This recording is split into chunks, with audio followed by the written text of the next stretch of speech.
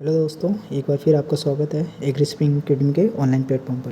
तो जैसा कि आपको विगत है, हमारी महासंग्राम सीरीज़ चल रही है पीओआई की सीरीज़ की। तो ये MPAREO का जो एग्रीकल्चर एक्सटेंशन ऑफिसर है, इसका अपन ने एक पीओआई की सीरीज़ में जो एक पार्ट जो था इसका कर लिया है।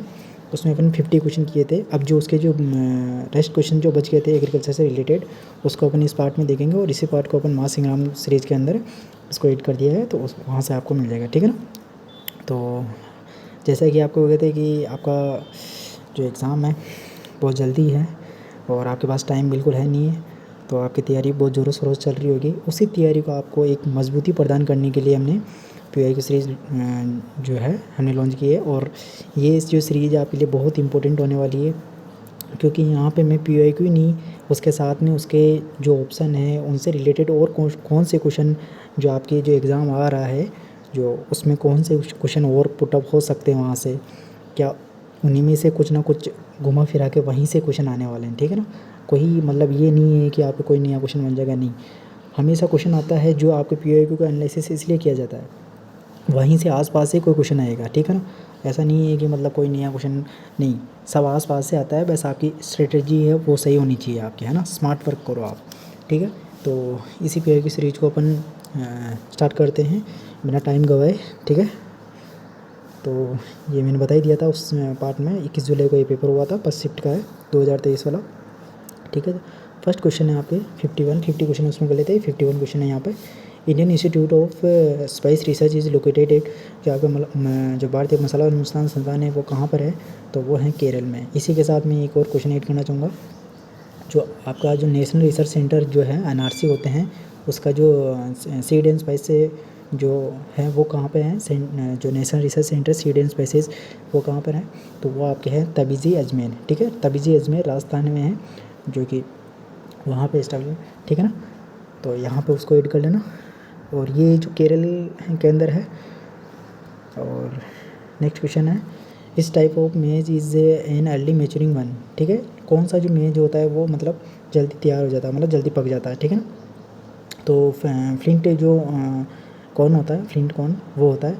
और जो फ्लोर डेंट और पॉपकॉर्न होता है वो उनको टाइम लगता है, ठीक है ना। तो वो जो फ्लिंट कॉर्न होता है, इसका जो साइंटिफिक नेम होता है वो होता है जियामेज इंडोरेटा, ठीक है। आप कॉपी पेन लेकर बैठो, मैं वर्बली बोलूँगा, आपको उसको लिखना है, ठीक है ना। ये नहीं है कि आप नहीं लिख रहे हो, आपको लिखना है। मैं जो भी बोल रहा हूँ वो लिखना है। और वो क्वेश्चन जो भी मैं बोल रहा हूँ वर्बली, ये कहीं ना कहीं पूछे हुए हैं, किसी ना किसी एग्जाम में पूछे हुए हैं, ठीक है ना।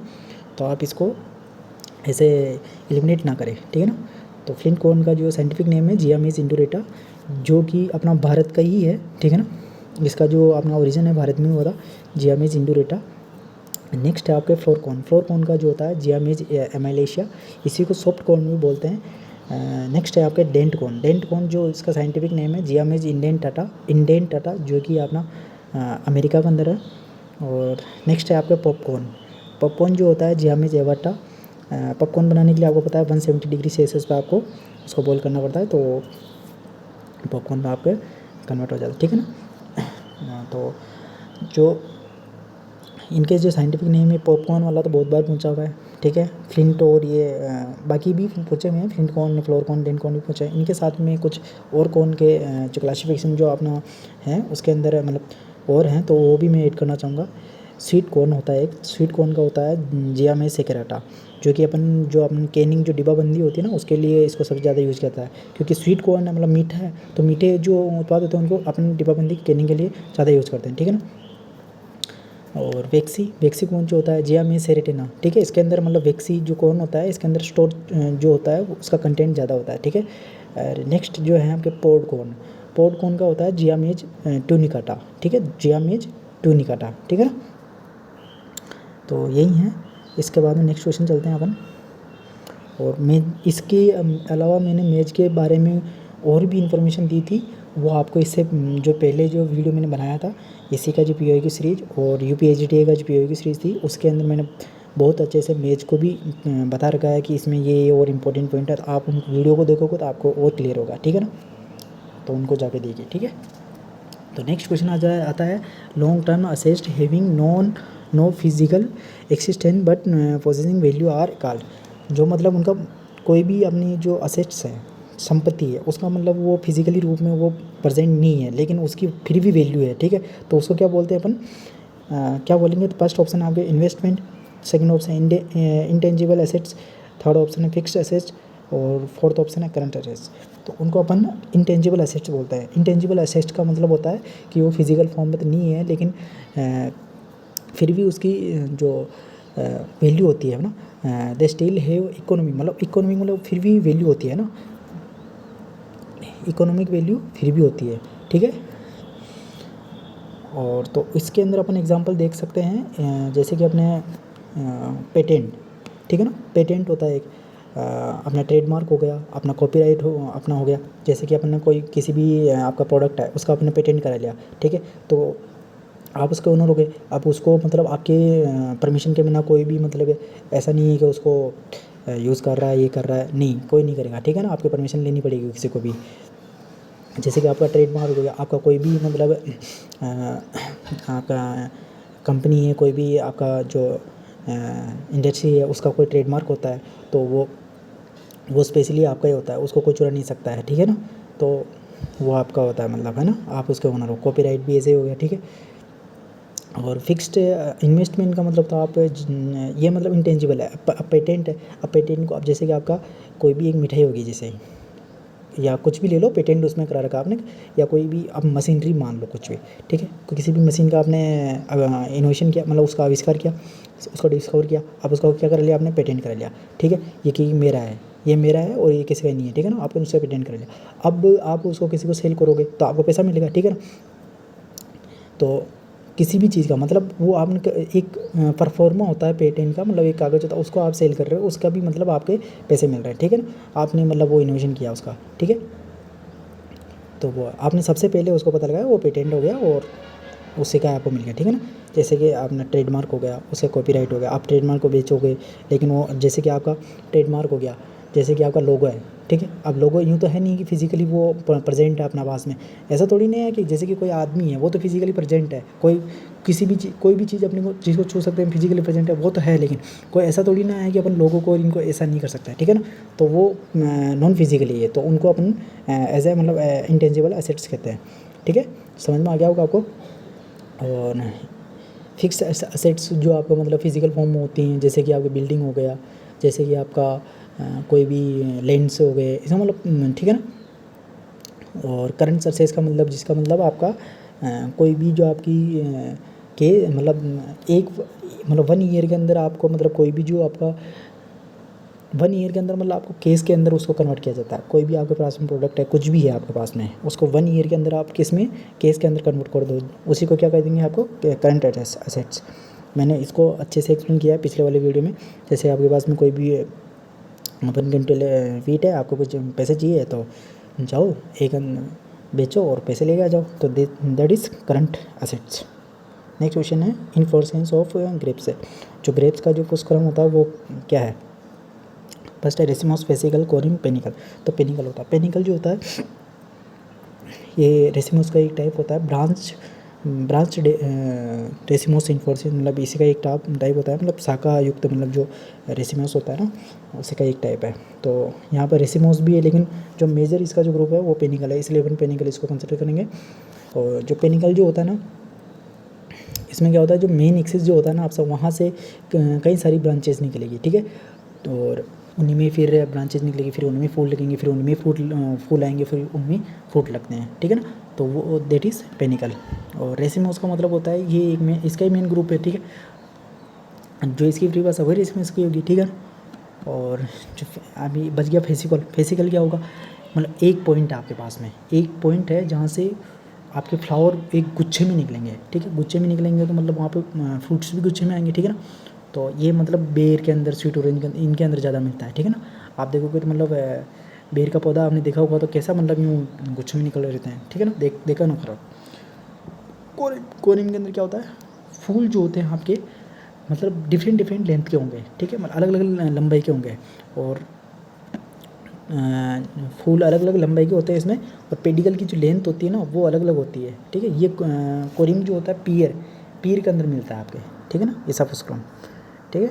समझ में आ गया होगा। नेक्स्ट क्वेश्चन की ओर चलते हैं। Self incompatibility is major problem. Self incompatibility पहले सब जो क्या होता है, सेल्फ इनकम्प्लीटिविटी मतलब होता है आपके जो पोलन ग्रेन्स होते हैं वो तो होते हैं फंक्शनल, ठीक है ना, फंक्शनल होते हैं, मतलब कार्यशील होते हैं आपके पोलन ग्रेन्स, ठीक है। लेकिन वो कार्यशील कहाँ होंगे, वो कार्यशील कहाँ होंगे, ठीक है। तो फंक्शनल कहाँ होंगे, फंक्शनल मतलब जो अदर प्लांट होगा उसकी जो स्टिग्मा जो होती है वहाँ पे तो फंक्शनल होंगे, लेकिन जो मतलब आपकी जो मतलब जो जिस प्लांट का फ्लावर है उसी की मतलब स्टिग्मा होगी, वहाँ पे फंक्शनल नहीं होता है इसका फंक्शन, ठीक है ना। तो दैट इज़ सेल्फ इनकम्पेटिबिलिटी। आपको समझ में आ गया। सेल्फ का मतलब क्या हो, स्वयं के अंदर मतलब इनकम्पेटिबल हो, बाकी के अंदर तो कम्पेटिबल होता है, बाकी के जो फ्लावर होंगे उनके अंदर तो कम्पेटिबल होगा, ठीक है। That is self incompatibility. और मेल स्टेटी का मतलब क्या होता है, वो तो साला किसी में होता ही नहीं है, मतलब वो तो कम्पेटिबल कहीं होगा ही नहीं, इनकम्पेटिबल रहता है, नॉन फंक्शनल है वो तो, ठीक है ना, नपुंसकता है उसके अंदर। तो समझ गया आप, दैट इज़ मेस्टलिटी। और इन दोनों को जो सेल्फ इनकम्पेटिबिलिटी और मेस्टलिटी को देने वाला जो था वो कोल रूटर था। कौन था, कोल रूटर। तो ये ध्यान रखना आपको। इसके अंदर जो आपका लुकआउट ऑप्शन है वो सबसे इम्पोर्टेंट है, ठीक है ना। सेल्फ इनकम्पेटिबिलिटी का जो मेजर जो एग्जांपल है यही है आपके।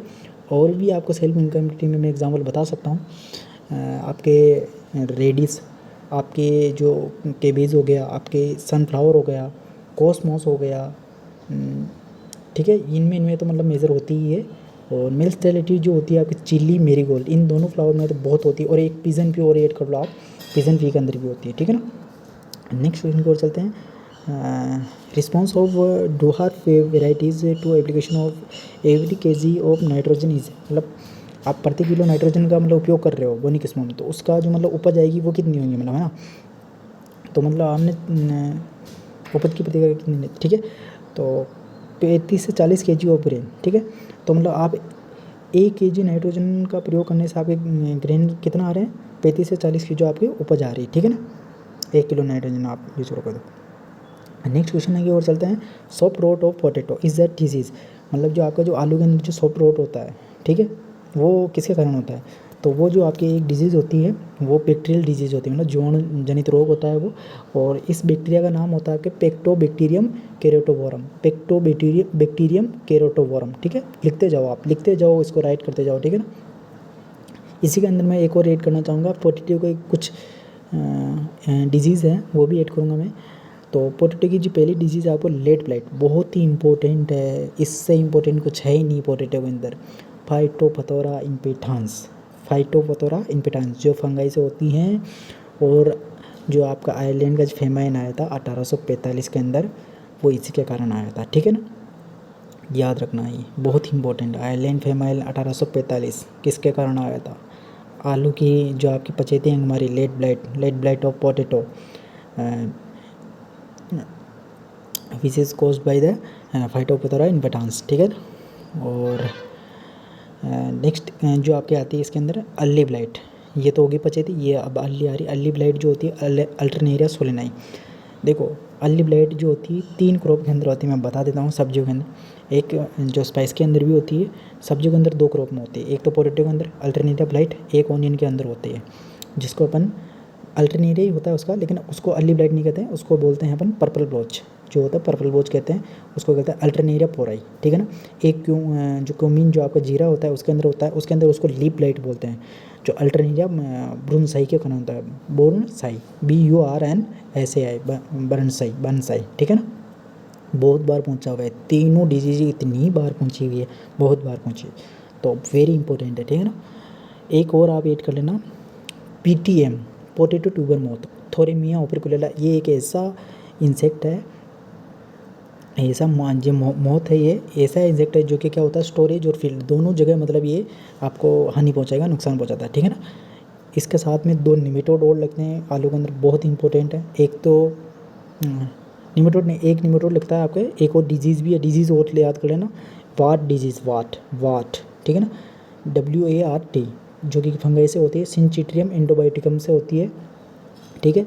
और ये जो डिजीज़ है जो आपके दार्जिलिंग वाला जो एरिया है ना आपके वेस्ट बंगाल, वहाँ से इसको रिस्ट्रिक्ट किया गया है, क्योंकि वहाँ पर ये बहुत ज़्यादा लगती है। तो वहाँ से मतलब इंडिया के अंदर ये कहीं नहीं जाता है, मतलब वहाँ का आलू मतलब इंडिया के अंदर कहीं नहीं जाता है, क्योंकि वहाँ पे ये डिजीज़ का बहुत ज़्यादा प्रकोप है। एक होता है golden cyst nematode, golden cyst nematode जो होता है, इसका जो ये साइंटिफिक नेम है, इसको ग्लोबोडेरा रोस्टोसाइनेंसिस कहते हैं, ठीक है ना। और ये जो है आपका नीलगिरी की पहाड़ियाँ हैं तमिलनाडु के अंदर, वहाँ से रेस्ट्रिक्टेड है ये इंडिया के अंदर, मतलब नीलगिरी की पहाड़ियाँ से, ठीक है ना। आप देख लेना। और कुछ फिजियोलॉजिकल डिसऑर्डर और हैं, वो भी ऐड कर देता हूँ। एक ब्लैक हार्ट होता है इसके अंदर, जो आपके जो आप स्टोरेज के टाइम पे ऑक्सीजन की जो डिफिशियंसी से होता है या पोर वेंटिलेशन, ठीक है ना, उसके कारण होता है। तो ये भी आप याद रखना है।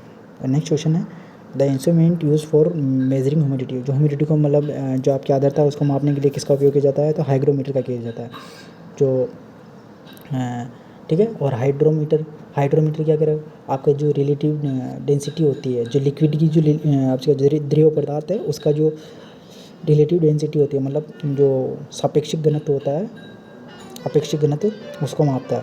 और हाइग्रोमीटर मैंने बता ही दिया, जो है आपका ह्यूमिडिटी को मेजर करेगा।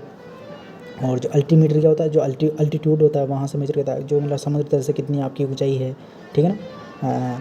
Height from the above sea level, ऐसा उसको अपन मेज़र करता है। और बैरोमीटर क्या मापता है, एटमॉस्फेरिक प्रेशर मापता है, जो आपका वायुदाब होता है वो होता है। इसी के साथ में एक क्वेश्चन आपको कमेंट सेक्शन में उसका आंसर देना है, जो बैरोमीटर होता है उसकी यूनिट क्या होती है। बैरोमीटर नहीं, एटमॉस्फेरिक प्रेशर की यूनिट क्या होती है, ठीक है ना।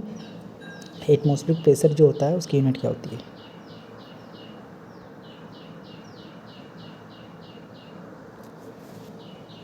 कैपिटलिज्म इज़ रेफर्स टू, मतलब पूंजीवाद जो होता है वो क्या होता है।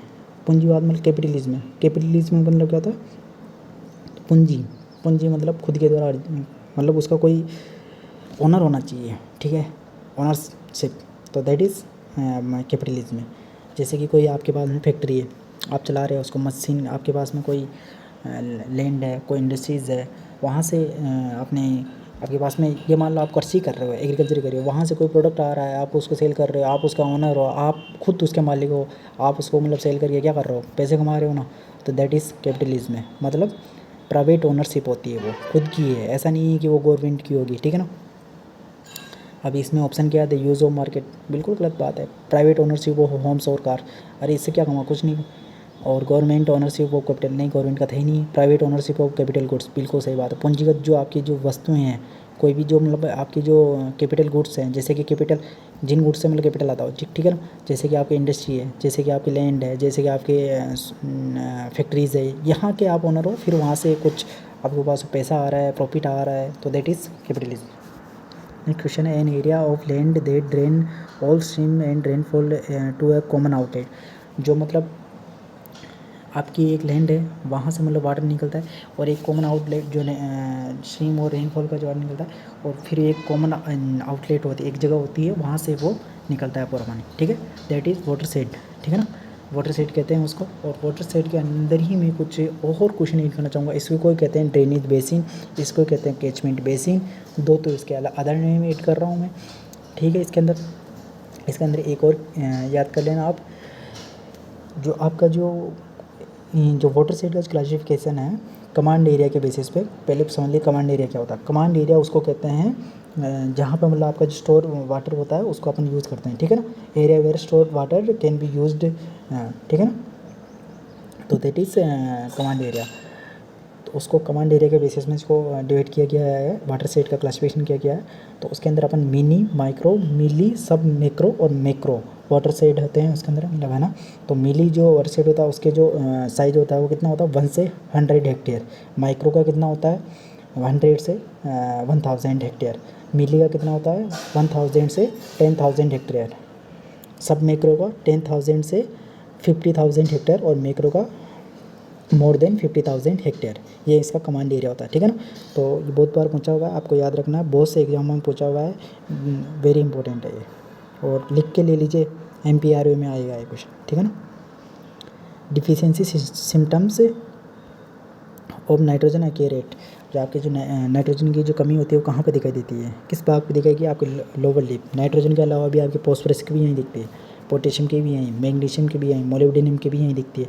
जो आपका अपर लिप्स होता है वहाँ पे आपके सल्फ़र हो गया, आपके आयरन हो गया, आपके जिंक हो गया, इनकी मतलब यहाँ पे दिखाई देती है, ठीक है ना। मैंगनीज़ हो गया, यहाँ पे दिखाई देगी। और जो आपके जो एपिकल पोर्शन होता है वहाँ पे कैल्शियम और बोरोन की दिखाई देती है, ठीक है। जिंक की कभी कभी मिडल लिप में दिखाई देती है, पर ऑप्शन ना हो तो अपन अपर लिप कर सकते हैं, ठीक है ना। Barkha, that is very important variety, black gram उड़द की जो है वेराइटी है बरखा, बहुत ही इंपॉर्टेंट है, ठीक है ना, आपको याद रखना है ये क्वेश्चन। नेक्स्ट क्वेश्चन है, a farmer having less than 1 hectare of irrigated land is known as, जो आपकी जो सिंचाई युक्त भूमि है वो 1 हेक्टेयर से भी कम है उसके पास में, उस फार्मर को क्या कहेंगे अपन, मार्जिनल फार्मिंग कहते हैं। देखो इंडिया के अंदर इन फार्मर्स को मतलब क्लासीफाई किया गया है, तो उसका मैं क्लासिफिकेशन बताता हूँ। जो मतलब 1 हेक्टेयर से जिसके पास में भी कम भूमि है, ठीक है, तो उसको क्या कहते हैं, मार्जिनल फार्मर। 1 से 2 है हेक्टेयर है उसको स्मॉल कहते हैं, स्मॉल फार्मर। जिसके पास में 2 से 4 हेक्टेयर है उसको सेमी मीडियम कहते हैं। 4 से 10 हेक्टेयर है उसको मीडियम कहते हैं। जो लार्ज होता है उसको लार्ज फार्मर होता है, उसके पास में 10 हेक्टेयर होता है, ठीक है। अब आपको कमेंट सेक्शन में ये बताना है 1 हेक्टेयर के अंदर कितने एकड़ होते हैं, 1 हेक्टेयर के अंदर कितने मीटर स्क्वायर होते हैं, ठीक है, 1 हेक्टेयर के अंदर कितना बीघा होता है। ये तीनों क्वेश्चन आपको कमेंट सेक्शन के अंदर बताना है। नेक्स्ट क्वेश्चन है, little leaf of brinjal is caused due to the, है ना, तो जो लिटिल लीफ जो होता है ब्रिंजल का वो किससे होता है, एमएल के कारण होता है, माइकोप्लाज्मा या फाइटोप्लाज्मा। यही क्वेश्चन आपका यूपीएसजीटीए के अंदर भी पहुंचा हुआ है, ठीक है। तो देख लीजिए घुमा फिरा के क्वेश्चन वहीं से आ रहे हैं, ठीक है ना, मैं बोल रहा हूँ ना आपको यहीं से आएंगे। और ये आप पीओए की सीरीज कर लोगे ना तो आपके आधे क्वेश्चन तो ऐसे राइट होने हैं, क्योंकि मैं और बता रहा हूँ ना आपको उसके अंदर, और आपको ऐड करता जा रहा हूँ। क्वेश्चन आएंगे कहाँ से, यहीं से आएंगे, और कहाँ से आएंगे, ठीक है। तो इसका जो माइकोप्लाज्मा के द्वारा होता है वो माइकोप्लाज्मा का नाम है कैंडिडेटस फाइटोप्लाज्मा ट्राइफोलाई। उस दिन मैंने उसका वेक्टर बताया था, आज मैं आपको एक और बता रहा हूँ माइकोप्लाज्मा जो होता है इसके अंदर, जो उसका नाम है कैंडिडेटस फाइटोप्लाज्मा ट्राइफोलाई, ठीक है ना। कोई नहीं बताएगा, कोई भी नहीं बताएगा, मैं बता रहा हूँ आपको, क्वेश्चन आएगा ही, ठीक है। और वेक्टर लीप ओपर हिसिमोनस साइटिस, ठीक है ना, उसकी 2 वेराइटी बताई थी मैंने, रेसिडेंट वेराइटी मंजरी गोटा, एक कार्कासील, बहुत इंपॉर्टेंट है, लिख लेना, याद कर लेना, आएगा क्वेश्चन वापस ही। नेक्स्ट क्वेश्चन, कोऑपरेटिव फार्मिंग होती है, कलेक्टिव फार्मिंग होती है, कैपिटलिस्टिक फार्मिंग होती है, स्टेट फार्मिंग होता है, पीजेंट फार्मिंग होती है, जो सहकारी सामूहिक पूंजीवाद राज्य किसान कृषि होती है, वो क्या है, टाइप्स ऑफ फार्मिंग नहीं। टाइप्स ऑफ फार्मिंग होती है mixed farming, specialised farming, diversified farming, आपके रेंजिंग, जो आपके चारगांव वाले क्षेत्र होते हैं जहाँ पशु को चराया जाता है, ड्राई फार्मिंग हो गया, ठीक है, इनको कहते हैं, ठीक है ना। तो ये तो types of farming. System of farming, बिल्कुल सिस्टम ऑफ फार्मिंग इनको कहा जाता है।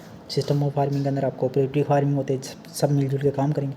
कलेक्टिव, जब सबका मतलब संसाधनों का जो आपका यूज़ करना हो कलेक्टिव यूज़ करेंगे, ठीक है ना, कलेक्ट करके सबको एक साथ में। कैपिटलिस्टिक जिसमें पूंजी का मेन प्रॉफिट का वहाँ पे रहता है। स्टेट फार्मिंग पूरी राज्य वाला हो गया। पीसेंट फार्मिंग किसान खुद करता है, ठीक है ना, वो हो गया। इसको अपन एक नेक्स्ट क्लास में बहुत अच्छे से समझेंगे इसको। नेक्स्ट क्वेश्चन है, name of the NGO run by Rajendra Singh which was founded in 1975, ठीक है। राजेंद्र सिंह बहुत क्या कहूँ, मतलब एमपी जो ईयू है उसके अंदर मतलब राजेंद्र सिंह जो अपना इंडिया के जो वाटरमैन हैं, तो इनका बहुत क्वेश्चन आया हुआ है, 3 से 4 क्वेश्चन आ चुके हैं, तो आपको बहुत इंपॉर्टेंट है, याद रखना ही रखना है। तरुण भारत सिंह जो है इनका एनजीओ है, ठीक है ना, जो 1975 में इन्होंने चलाया था। नेक्स्ट क्वेश्चन है, बियरिंग हैबिट ऑफ गवावा, जो गवावा की जो बियरिंग हैबिट होती है वो कैसी होती है, वो एक्सिलरी होती है, ठीक है। एक्सिलरी में भी करंट सीजन ग्रोथ होती है, ठीक है ना, याद रखना है। आपके बार एक करंट सीजन ग्रोथ आएगा आपका, ठीक है।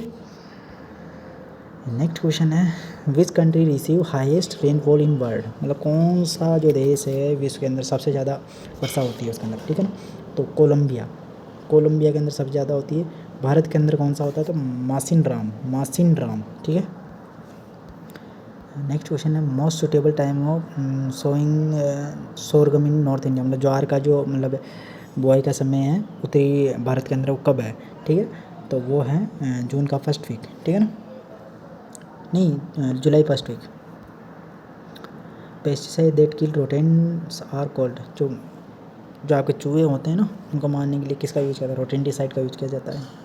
पहले बता दिया था, एमपीए का जो पेपर हुआ था उसमें जो पहली वाली सीरीज़ थी उसके अंदर मैंने बता रखा है इसको भी। If RBI reduce CIR case reserve ratio the credit creation will be, ठीक है, जो केस रिजर्व रेशियो होता है ना वो मतलब क्या होता है, ये बैंकों के पास कुछ जो आरबीआई जो इसका पहले समझाओ आप, केस जो CRR होता है वो क्या होता है। CRR का मतलब होता है केस रिजर्व, मतलब केस रेशो, मतलब केस को रिजर्व करना, ठीक है ना। तो बैंक जो होता है ना, क्या होता है, अपनी जो कुछ अपने पास में जो कुछ राशि है, जमा राशि है, ठीक है, तो उसका क्या होता है, कुछ हिस्सा अपने आरबीआई के पास में रखता है, मतलब उसके पास में रिजर्व रखता है, ठीक है। वो अपना सारा पैसे का मतलब लोन नहीं दे सकता है बैंक, मतलब जिसके पास में, बैंक के पास में जैसे के पास में 1 करोड़ है, तो वो मतलब कम से कम 10 करोड़ रुपये आरबीआई के पास में रखेगा रिजर्व, ठीक है। तो अब आरबीआई क्या कहेगा, 10 करोड़, अब हाँ, उसके बाद में मतलब क्या बोला मैंने, 100 करोड़ मान लीजिए आपके पास में, किसी के के पास में, मैंने कुछ गलत बोल दिया था शायद, हाँ, अब 100 करोड़ यूज़ कर लीजिए, या 1 करोड़ भी करना चाहो तो 1 करोड़ कर सकते हो, कोई दिक्कत नहीं। 1 करोड़ में से 10 लाख रुपये आपने आरबीआई के पास में रख दिए, और 90 लाख का आपने क्या किया, उनका आपने लोन दिया है, ठीक है। तो 90 लाख का लोन दिया है आपने, बाकी को तो आपने रिजर्व कर रखा है, ठीक है। तो आरबीआई क्या कहता है, आप 90 लाख का, तो अब 90 लाख का दे दिया उन्होंने, फिर क्या कहेगा, वो किस रेट में देना, 5% उनके पास में, मतलब क्या है, 1% तो उनके पास में पड़ा हुआ है, मतलब आपका जो मतलब है 10% तो आरबीआई के पास में पड़ा हुआ है, 10% तो आरबीआई के पास में पड़ा हुआ है ना, बाकी का जो 90% का आपने दे दिया। फिर आरबीआई क्या कहा, नहीं हम 5% ही रखेंगे, आप 5% और ले लीजिए फिर दीजिए।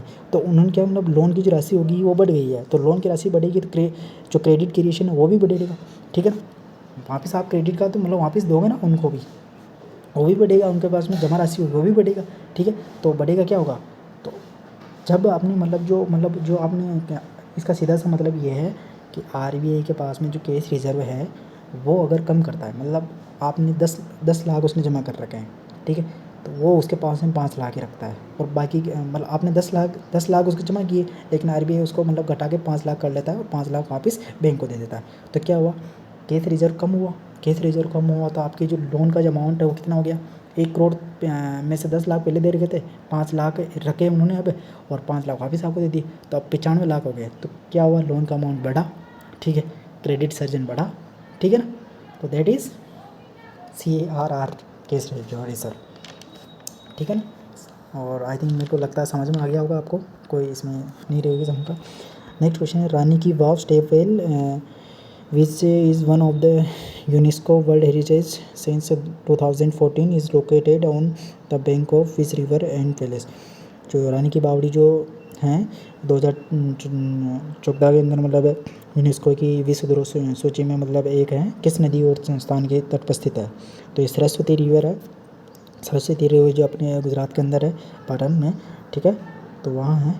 नेक्स्ट क्वेश्चन है, what is the rate of spinning disc attach to the motor having grooves और teeth and rotates at a very high revolution per minute in ultra low spread ULS, ठीक है ना।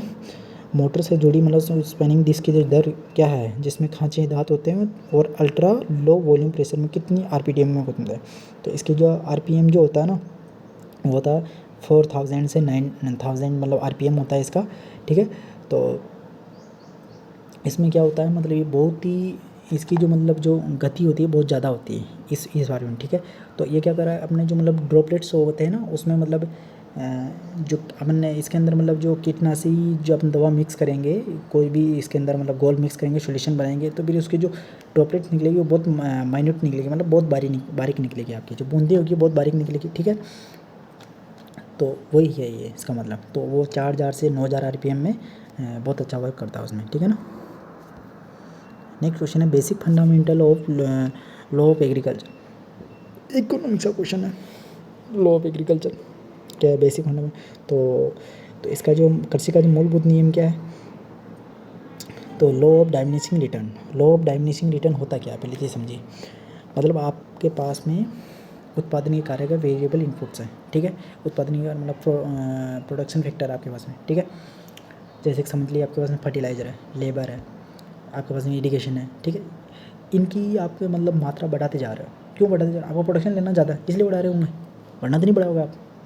किसी के मतलब लालच होता है तभी बढ़ाते हैं, ऐसा कोई नहीं बढ़ाता है, कुछ ना कुछ उसमें लालचीपन होता है सब में, तो तभी वो बढ़ाता है, ऐसे नहीं बढ़ाएगा प्रोडक्शन फैक्टर को, ठीक है ना, क्योंकि खर्चा बढ़ता है फिर बढ़ाओगे तो इनको बढ़ा रहा है, तो और अदर फैक्टर को स्थिर रख रहा है, मतलब कोई दूसरे जो आपके फैक्टर हैं उनको स्थिर रख रहा है और इनको बढ़ाया जा रहा है। तो क्या होगा, एक टाइम आने बाद में जो आपका जो मार्जिनल प्रोडक्ट है वो कटने लगता है। That is law of diminishing return. Next question है, what is main cause of export surplus. Export surplus क्या होता है? एक्सपोर्ट सरप्लस का मतलब होता है आपका जो एक्सपोर्ट है वो ज़्यादा हो रहा है इंपोर्ट के बजाय, मतलब किसी देश का जो मतलब है जो इंपोर्ट होता है वो तो कम होता है, लेकिन एक्सपोर्ट ज़्यादा होगा तो क्या होगा, फॉरेन मनी ज़्यादा आएगी, अर्न करेंगे अपन ज़्यादा, ठीक है। जो फॉरेन मनी ज़्यादा अर्न होगी तो मतलब जो देश की जो मतलब सब जो इकोनॉमिक कंडीशन है वो भी सुधरेगी, बहुत अच्छी होगी, जीडीपी बढ़ेगी, सब हर क्षेत्र में विकास होगा, ठीक है। तो एक्सपोर्ट सरप्लस का सीधा सा मतलब क्या है, डेवलपमेंट। इसका जो आंसर होगा development in national and international market, बिल्कुल सही बात है, ठीक है। आप मतलब राष्ट्रीय और अंतर्राष्ट्रीय बाज़ारों में विकास होगा ना, क्योंकि आपने एक्सपोर्ट बढ़ाया। जैसे कि समझो आपने एक्सपोर्ट किया है किसी चीज़ का, तो आपका जो मतलब कोई भी प्रोडक्ट है वो यहीं सीमित ना रह के अदर देश में भी जाएगा, मतलब अदर कंट्रीज़ में भी जाएगा। अदर कंट्रीज़ में जाएगा तो वहाँ क्या होगा, डेवलपमेंट होगा, नहीं होगा। दैट इज़ मतलब बेसिक है, ये तो आपको समझ में आई क्या होगा। नेक्स्ट क्वेश्चन है, निपिंग इन चिकपीज डन एट।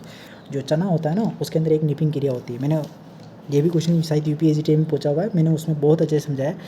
जो निपिंग होती है, निपिंग के अंदर क्या होता है, जो चने का जो प्लांट होता है उसमें 30 से 35 दिन की अवस्था, वैसे 35 दिन 35 डेज उसमें मोर एप्रोप्रिएट आंसर होता है, लेकिन इसमें अपने को ऑप्शन मतलब इसमें एक रेंज में दे रखा है तो उसको चूज करना है, ठीक है ना। तो 30 से 40 दिन में, तो इसमें क्या होता है 35 दिन की अवस्था में क्या होता है, जो एपिकल पोर्शन होता है, जो शेष भाग होता है उसको अपन कट कर देते हैं। क्यों कट करेंगे, क्योंकि लेटर ब्रांचेज का मतलब फॉर्मेशन ज़्यादा हो, तो दैट इज़ निपिंग, ठीक है।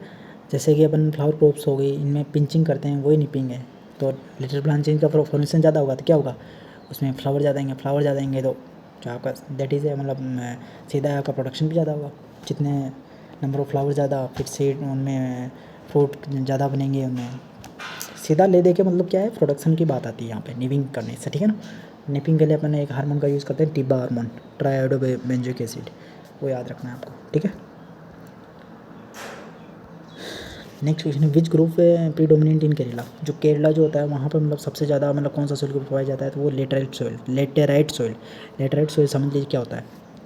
देखो लेटराइट सॉइल बनती है, लेटराइजेशन प्रोसेस है। लेटराइजेशन प्रोसेस क्या होती है, लेटराइजेशन प्रोसेस का मतलब होता है कि ये एक जोनल प्रोसेस है, ठीक है ना। इसमें मतलब जो पेरेंट मटेरियल होता है उसका जो इफेक्ट होता है वो ज़्यादा होता है, ठीक है। एज़ कम्पेयर में क्लाइमेट और आपके बायोस्फीयर होता है, इनका नहीं होता है। आपके जो आपका पेरेंट मटेरियल होता है उसका ज़्यादा होता है। तो पेरेंट मटेरियल जिस नेचर का होगा वो इसी नेचर की सॉइल भी बनेगी, ठीक है। तो लेटराइट सॉइल का फॉर्मेशन होता है लेटराइजेशन प्रोसेस से होता है।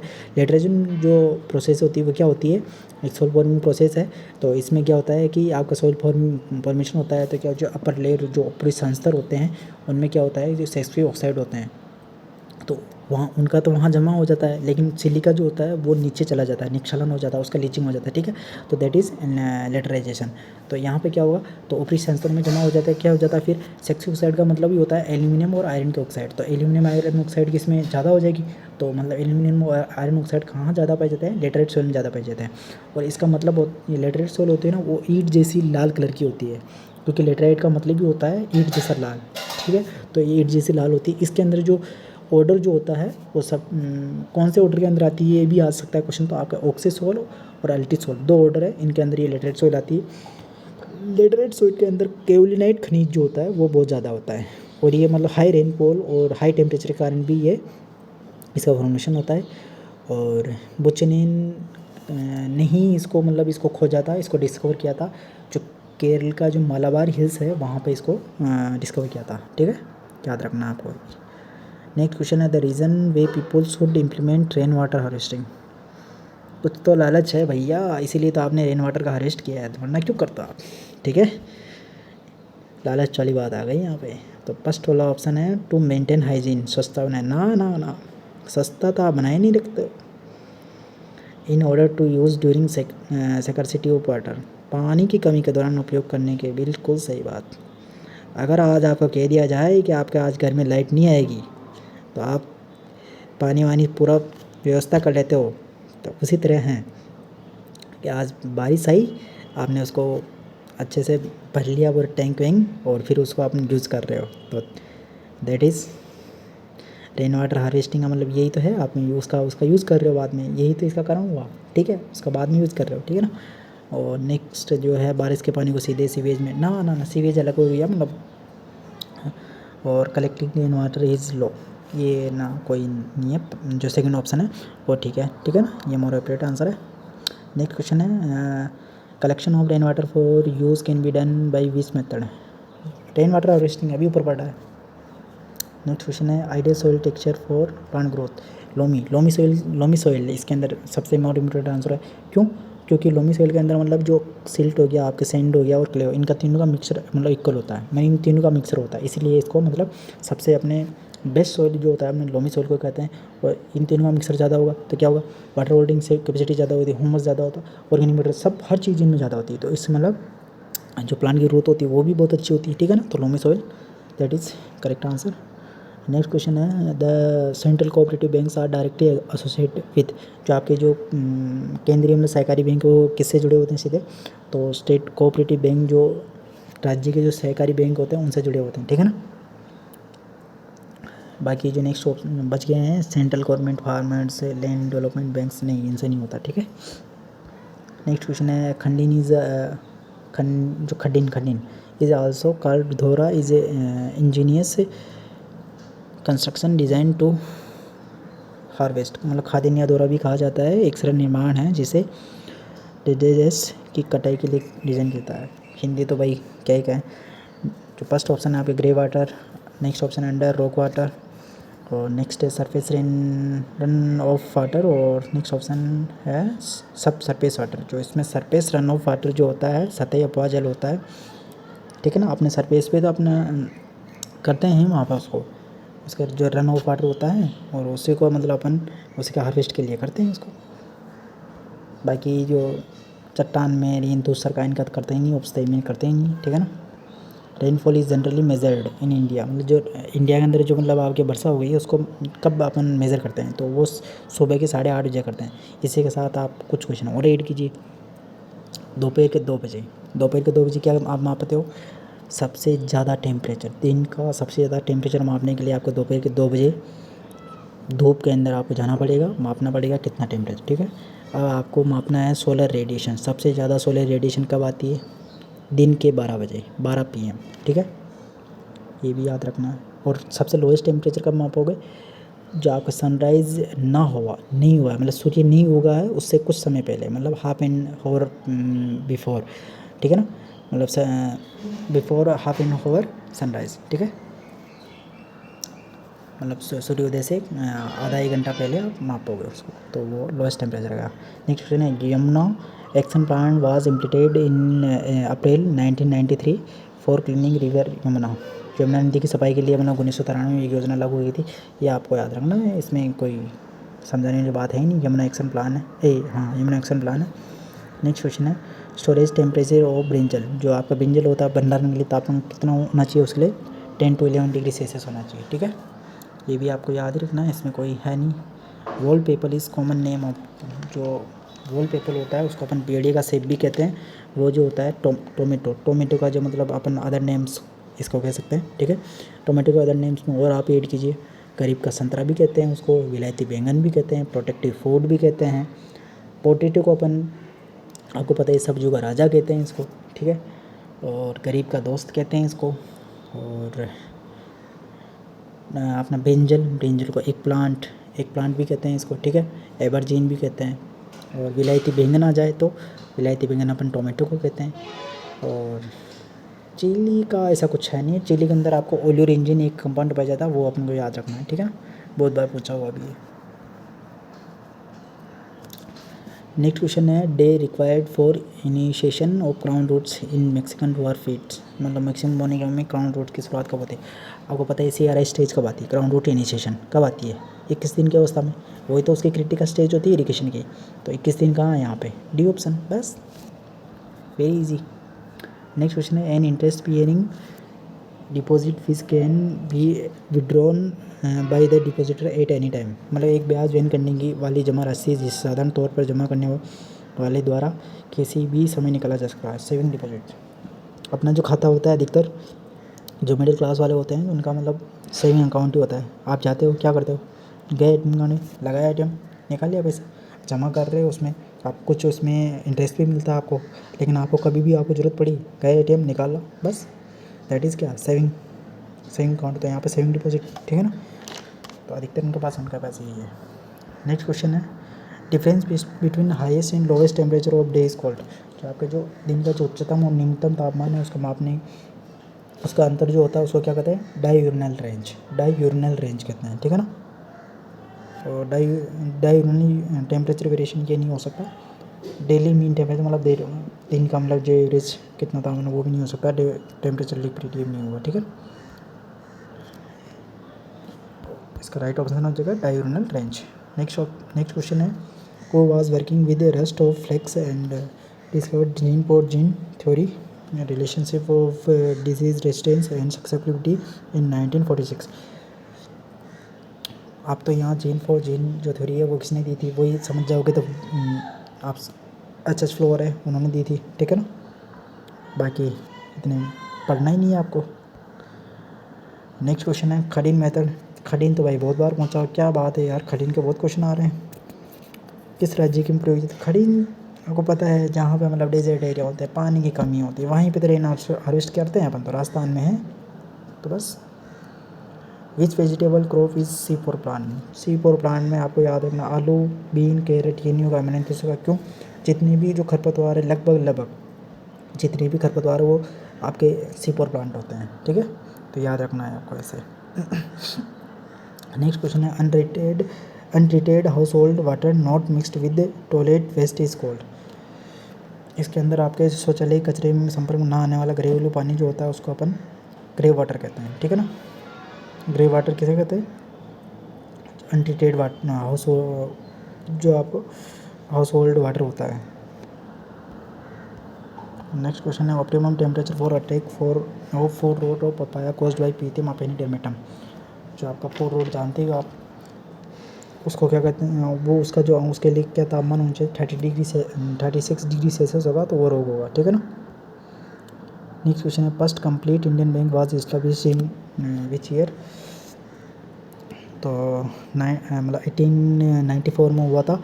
और इसी के साथ मेरे को बताओगे आपको जो SBI state bank of India इसका इस्टेब्लिशमेंट कब हुआ था, और इसको पहले किस नाम से जाना जाता, और इसको बनाने के लिए कितने बैंक का मतलब आपको क्या बताएं उसमें मतलब मिक्स करना पड़ा तब जाके ये बना, ठीक है ना, कितने बैंक होगा इसमें मिक्सअप था। नेक्स्ट क्वेश्चन है पेस्टिसाइड दैट ये आ चुका है क्वेश्चन, डबल बार रिपीट हुआ है, ठीक है।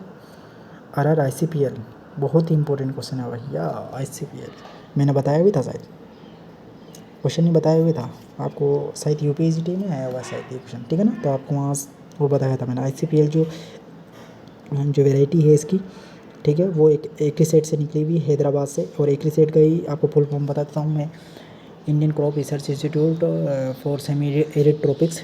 इसका जो इस्टेब्लिशमेंट हुआ था 1972, और ये ही इंस्टीट्यूट है जो CGIAR consultative group on agricultural मतलब ये अपना रिसर्च, ये 1971 में हुआ था। ये जो मतलब पूरे वर्ल्ड के अंदर मतलब फूड को मतलब सिक्योरिटी या मतलब जो आपका न्यूट्रिशनल फूड देने के लिए काम कर रहा है, और नेचुरल रिसोर्स को मतलब कैसा बचाया जा सकता है, कैसे इम्प्रूव किया जा सकता है, पोवर्टी को कैसे कम किया जा सकता है, इसके लिए ये वर्क कर रहा है। और उसका ही एक अपना इंटरनेशनल जो इंस्टीट्यूट है वो एक्रीसेट है एज ए वर्क मतलब इंडिया में कर रहा है, ठीक है ना। इसके नेक्स्ट क्वेश्चन है most critical stage of variation in palminate. जो पाल्मिनेट होता है आपको पता है, पाल्मिनेट के अंदर क्या होता है, बाली निकलती, फ्लावरिंग स्टेज होती नहीं है, वेजिटेटिव नहीं होती है, मैच्योरिटी। जो ईयर हेड होते हैं, ईयर हेड इमरजेंसी मतलब बाली निकलने की अवस्था में, अगर उस समय नहीं करोगे तो मतलब जो आपका प्रोडक्शन है वो सीधा तौर पे गिर जाएगा, क्योंकि ईयर हेड सही तरीके से आपका डेवलप नहीं हो पाएंगे, ठीक है ना। नेक्स्ट क्वेश्चन है wet and dry bulb thermometer is use to measure. जो वेट जो शुष्क और गीले जो थर्मामीटर होते हैं वो किसके लिए उपयोगी, रिलेटिव ह्यूमिडिटी। देखो जो ड्राई बल्ब होता है वो आपके एक्चुअल एम्बिएंट एयर, जो मतलब जो एक्चुअल एम्बिएंट एयर जो होती है मतलब जो हवा का जो तापमान होता है वो उसको मापता है। और वेट बल्ब जो मतलब गीला बल्ब होता है वो क्या करता है, उसके अंदर मतलब एक गीला कपड़ा उसके अंदर लेप देते हैं, तो उसका क्या होगा, तो वहाँ से मतलब मतलब वहाँ से मतलब इवोपोरेशन होगा, मतलब तो इवोपोरेशन होगा तो मतलब क्या होगा, वहाँ से मतलब इवोपोरेशन हुआ और जो तापमान के कारण मतलब इवोपोरेशन हुआ तो क्या हुआ, तापमान में गिरावट आई तो उसके बीच में के जो अंतर होता है मतलब इवोपोरेशन हुआ आपका, इवोपोरेशन के कारण क्या हुआ, आपके तापमान में गिरावट आई, ठीक है। तो उसका तो मापा जाएगा वेट बल्ब, और ड्राई बल्ब किसको होता है, एक्चुअल एम्बिएंट एयर टेम्परेचर को, ठीक है। जो आपका एयर का जो हवा का जो टेम्परेचर होता है उसका मापता है। एक वेट बल्ब इवोपोरेशन के कारण आपके तापमान में गिरावट आई उसको मापेगा, और जो टेम्परेचर हवा का जो तापमान है उसको मापेगा वो ड्राई बल्ब होगा। इन दोनों के बीच में जो भी अंतर होगा वो होता है रिलेटिव ह्यूमिडिटी। नेक्स्ट क्वेश्चन होता है, first state in India where rain water harvesting was compulsory. ये तमिलनाडु के अंदर हुआ था। बहुत इंपॉर्टेंट क्वेश्चन है, जो रेन हार्वेस्टिंग के जो सभी घरों में मतलब अनिवार्य कर दिया था इन्होंने रेन हार्वेस्टिंग करना, आप तो तमिलनाडु के अंदर है, ठीक है ना। नेक्स्ट क्वेश्चन है, हाइड्रोक्लोरिक एसिड HCl जो है किसके लिए यूज़ किया जाता है। तो ये जो आपके क्लीनिंग जो बर्तन होते हैं इनको सफाई करने के लिए, स्टील जो होते हैं, स्टील के जो बर्तन होते हैं, इनको सफाई के लिए आपको किसका यूज़ करते हैं, HCl का यूज़ करते हैं, ठीक है ना। वो कॉइन्ड द टर्म इकोसिस्टम, जो इकोसिस्टम जो पारिस्थितिक तंत्र है वो शब्द दिया था, वो किसने दिया था, एजी टेंसलर ने दिया था, ठीक है। और इकोलॉजी का जनक कौन है, ये आप कमेंट सेक्शन में ज़रूर बताना। नेक्स्ट क्वेश्चन है, families are characterise on the basis, जो फैमिलीज़ जो होते हैं हम कुल होते हैं उनका वर्गीकरण किस आधार पर किया जाता है। दो उनके बेस होते हैं, वेजिटेटिव एंड रिप्रोडक्टिव। इन दोनों को मतलब मिला कर अपन फैमिली जो होता है उसका क्लासिफिकेशन करते हैं, ठीक है ना। तो नेक्स्ट क्वेश्चन है, deficiency of which vitamin cause beriberi. जो बेरी जो होता है वो थायमीन की कमी से होता है, जो विटामिन B1 भी कहते हैं उसको। और इसी के साथ इसका जो बेरी हो गया, और ये B12 को अपन B12 इसमें है नहीं, राइबोफ्लेविन होगा नहीं, पायरोडॉक्सिन होगा नहीं, ठीक है ना। अब मेरे को आप ये बताओगे कि जो विटामिन B12 है इसको अपन और क्या कहते हैं, जैसे कि इसको B1 को थायमीन कह रहे हैं, तो विटामिन B12 को क्या कहेंगे, और इसके कमी से कौन सा डिजीज़ होता है। और एक क्वेश्चन और बताओगे मेरे को, आपको शायद मैंने विटामिन C वाला क्वेश्चन शायद EO या HTA के अंदर आया वो क्वेश्चन है, विटामिन C के कारण कौन सा डिजीज़ होगी वो बताओगे, ठीक है। और विटामिन C सबसे ज़्यादा कौन सी प्रोटीन में होता है, ठीक है ना, ये भी बताओगे, ये भी आपको बताना है। और राइबोफ्लेविन का एक क्वेश्चन है, बहुत बार पूछा हुआ है, उसको तो मैं यहीं ऐड कर देता हूँ। बिल पत्र होता है ना, बेल, उसके अंदर राइबोफ्लेविन बहुत ज़्यादा होता है, B2, ठीक है, विटामिन B2 बहुत ज़्यादा होता है। 1191 मिलीग्राम पर 100 ग्राम ऐसा कुछ उसमें है, मतलब उसका जो अमाउंट है वो इतना होता है उसके अंदर, ठीक है ना, उसमें बिल के अंदर है, ठीक है। तो ये बहुत बार पूछा हुआ है, ये याद रखना आपको। अब मेरे को यही बताना आपको, विटामिन B12 का नाम क्या है, अपन क्या कहते हैं, विटामिन C का एस्कॉर्बिक एसिड है, और उसका जो आपको जो सोर्स हैं वो बताने हैं, और उससे कौन से मतलब उसकी अगर डिफिशियंसी हुई तो कौन सा मतलब आपको डिसऑर्डर देखने को मिल सकता है वो भी बताना है, ठीक है ना। और next question, which of the following is fodder crop, जो चारे वाली फसल है इनमें से कौन सी, देखो अरंडी तो तिलहनी फसल है, तिल भी तिलहनी, लेंटिल तो आपने दलहनी है, बच की कौन सी, जई। इसके साथ में रिजका और बरसीम भी चार अगर आप फसलें हैं, ठीक है ना। नेक्स्ट क्वेश्चन है, which type of food is known as energy giving food, जो ऊर्जा प्रदान करने वाला फूड कौन सा है। देखो सबसे पहले आपके शरीर में कुछ भी ऊर्जा की कमी है तो सबसे पहले कार्बोहाइड्रेट वर्क करता है, फिर फैट, फिर प्रोटीन, तो carbohydrate fat most favourite answer हो जाएगा यहाँ पे, ठीक है ना। आज का चलो 106 क्वेश्चन में है। तो MP जो AEO का जो अपने ये 2023 वाला जो पेपर था, उसका जो फर्स्ट शिफ्ट वाला जो आपने देखा ही वो पेपर था, उसका जो एग्रीकल्चर के अंदर जितने भी क्वेश्चन थे वो अपने सोल्व कर लिए हैं। अगर कुछ एक आध क्वेश्चन रह गया हो, मेरी मतलब कुछ मेरे ध्यान में भी ना रहा हो, या मैंने स्किप हो गया मेरे माइंड से, या मैंने उस पेपर को देखा हो, एनालिसिस किया हो तो वहाँ से स्किप हो गया, तो वो कुछ ह्यूमन एरर हो सकती है, तो आप उसको देख लेना। बाकी मैंने जितने भी देखे हैं मेरे को यही क्वेश्चन मिले थे और मैंने सब वेट कर दिए। और जो आपका MP जो AEO है उसका जो 2023 का जो था पेपर, ये आपको कंप्लीट सॉल्यूशन हो गया है। एक सीरीज़ आपको इसका एक पार्ट आपको पहला करा दिया था, एक नेक्स्ट पार्ट ये हो गया। टोटल 106 क्वेश्चन, 106 क्वेश्चन हो गए। तो इसी के साथ आज का सेशन यही समाप्त करते हैं, और सेशन को आप लाइक करें, शेयर करें, चैनल को सब्सक्राइब करना है, क्योंकि ये जो आपकी पीओए की सीरीज़ है आपकी बहुत हेल्पफुल होगी आपके एग्ज़ाम के लिए। आप देख लेना, जिस दिन एग्ज़ाम में आप बैठोगे उस दिन आपको पता चलेगा कितनी हेल्पफुल है, और आप एग्ज़ाम देने के आने के बाद आपको रियलाइज़ होगा कि काश वो सीरीज़ देख ली होती, काश ये कर लिया, तो काश ये गलत, तो वो काश नहीं करना है अपने को, ठीक है ना। तो उसके लिए अपने को ये करना है कि सीरीज़ देखनी है, उसको अपने को पूरा एनालिसिस करना है और सही तरीके से देखनी है, कॉपी पेन लेके बैठना है, उसको मैं जो भी बता रहा हूँ उसको लिखना है, क्योंकि वही क्वेश्चन आपके रिपीट होने वाले हैं, ठीक है ना। क्योंकि देखो मैं बता चुका हूँ आपको, पीआईक्यू है ना, इसीलिए आपको एनालिसिस करना होता है, क्योंकि कोई भी एग्ज़ाम हो वहाँ पर पीआईक्यू का बहुत बड़ा इंपॉर्टेंस होता है। क्यों? क्योंकि क्वेश्चन वहीं से ही उसी के आसपास से आते हैं, कोई चेंज नहीं होता है, बस आप समझते नहीं हो। एग्ज़ाम के अंदर आप बैठते हो, ये नहीं देखते हो कि कहाँ नहीं क्वेश्चन आएगा वहाँ से, आप रूम पर आने के बाद देखो अरे यार इतना ईजी क्वेश्चन है, कैसे गलत हो जाता है। मैं बोल रहा हूँ ना, आप उसको समझते नहीं हो कॉन्सेप्ट को। तो आपको इसीलिए तो एग्री स्प्रिंग अकेडमी ये लेके आया है आपके लिए पीओए की सीरीज, आपको समझाने के लिए, आपका टाइम बचाने के लिए, आपके स्मार्ट वर्क करना सीखो। आपको कहीं जाना नहीं है, बस 1 घंटे का लेक्चर देखो, उसके अंदर पूरा सॉल्यूशन देखो, ठीक है। तो ठीक है बच्चों, धन्यवाद, आज के लिए इतना ही। ओके।